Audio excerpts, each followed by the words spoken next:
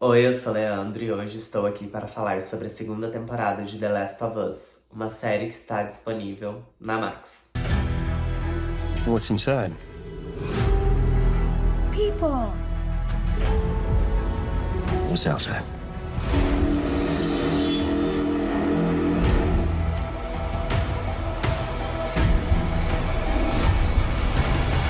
Bom, gente, a segunda temporada de The Last of Us acabou nesse domingo e ela conta com 7 episódios de mais ou menos 1 hora de duração cada um deles. Eu gostaria de deixar 2 avisos aqui no começo do vídeo.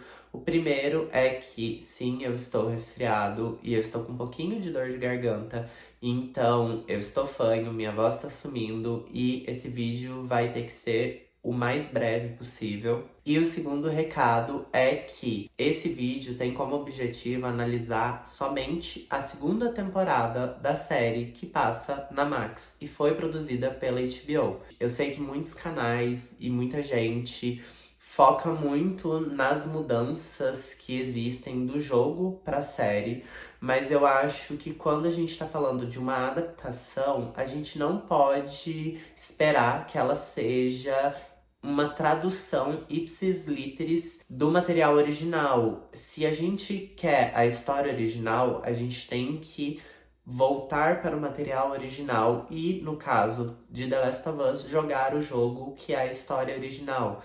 Quando a gente adapta uma obra, quem compra os direitos de adaptação tem o direito de mudar as coisas. E eu tenho visto muita gente criticando algumas mudanças da série ao longo dessa temporada.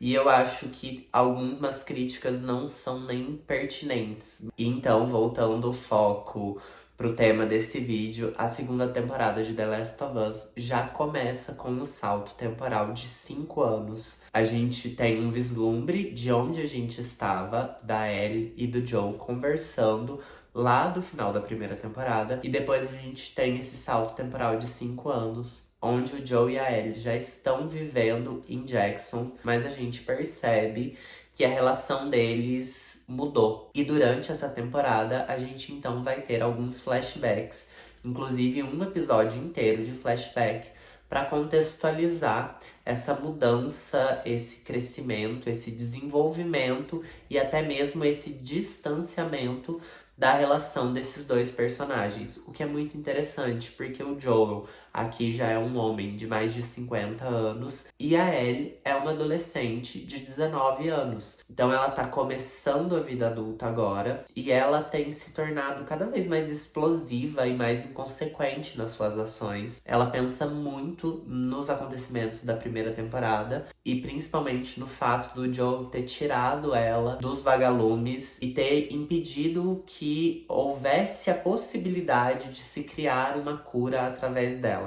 Eu não vou entrar nesse mérito aqui. Eu já disse várias vezes que eu não acredito que os vagalumes conseguiriam, naquele quiosque precário que eles chamavam de centro cirúrgico, fazer uma cura para um problema e para uma doença da dimensão que a gente tem em The Last of Us. Mas tirando esse mérito, a Ellie pensa muito nisso e ela sente como se ela tivesse falhado, como se o Joel tivesse tirado dela o direito de se sacrificar. E tudo isso a gente vai ver nos 2 primeiros episódios, porque no segundo episódio é onde a gente tem de fato a chegada da Abby, que é uma personagem que tá buscando vingança porque ela é filha do médico que o Joel matou, salvando a Ellie lá na primeira temporada. Então ela chega com seu grupo no segundo episódio. E então a gente vai ter o episódio polêmico de The Last of Us. A partir daqui eu vou dar um spoiler gigantesco, então se você tá assistindo isso e conseguiu não pegar esse spoiler na internet e ainda não viu a série, eu peço que você pule uns 30 segundos desse vídeo. Enfim, a Abby chega e assassina o Joe no segundo episódio. Sim, o personagem do Pedro Pascal morre no segundo episódio dessa temporada. E tudo que a gente tem de construção de relação entre ele e a Ellie acaba ali, quando a Abby assassina ele na frente da Ellie, depois de torturar ele por muito tempo. E a partir daí, a série vai ter uma reviravolta, então, muito grande. A gente vai acompanhar o impacto dessa mudança na vida da Ellie e como ela sofreu e como isso mudou ela como pessoa. E então a gente vai ter a Ellie buscando vingança pela ação da Abby. E eu acho isso interessante porque a gente inverte a dinâmica, né? Antes a Abby tava procurando vingança pelo pai dela e agora a Ellie tá buscando vingança pelo pai dela. E eu gosto muito como essa segunda temporada faz diversos paralelos entre as histórias dos personagens. E eu gosto muito de como essa temporada é desenvolvida. Mas dito isso, eu não entendo a decisão da Max e da HBO de fazer menos episódios para essa temporada. Conversando com um amigo, ele até me disse que acha que a história dos dois jogos dariam 2 temporadas de 10 episódios para serem bem contadas. Eu não joguei o videogame, então eu não posso afirmar isso, mas eu confio bastante nessa opinião. E eu também não gosto da ideia de você ter uma temporada menor para alongar a história para uma terceira temporada. Eu acredito que seria muito mais proveitoso pra gente, enquanto público, acompanhar 2 temporadas redondinhas. Eu não gosto muito dessa ideia de ficar alongando histórias que não vão render muito mais que aquilo, mas eu gosto dessa temporada no geral. Alguma coisinha ou outra que me incomodaram, mas eu gosto bastante da construção narrativa, apesar de achar que o roteiro nessa temporada coloca alguns personagens, e principalmente a Ellie, em situações muito complicadas dela sair viva. A gente precisa lembrar que existe sim a questão da fantasia, mas a gente não é bobo e a gente não compra tudo que é apresentado pra gente. Eu acho que em algumas situações fica difícil acreditar que só a sorte ajudaria a Ellie naquele momento e a gente chama isso de conveniência de roteiro. Mas às vezes o roteiro cria situações que ele não precisaria criar, que ela poderia contornar só para trazer esse peso, só para ter uma reviravolta de ser a sorte ajudando a Ellie. E isso me incomoda um pouco aqui nessa temporada, porque é uma dinâmica que funciona diferente do videogame. No videogame, se a Ellie morre, o jogo reinicia. Na série, a gente não tem essa opção. Então você não precisa ficar colocando ela em situações pouco palpáveis para que ela saia de lá de uma maneira quase como um Deus Ex Machina. Eu gosto muito da fotografia dessa série, eu acho ela muito bonita.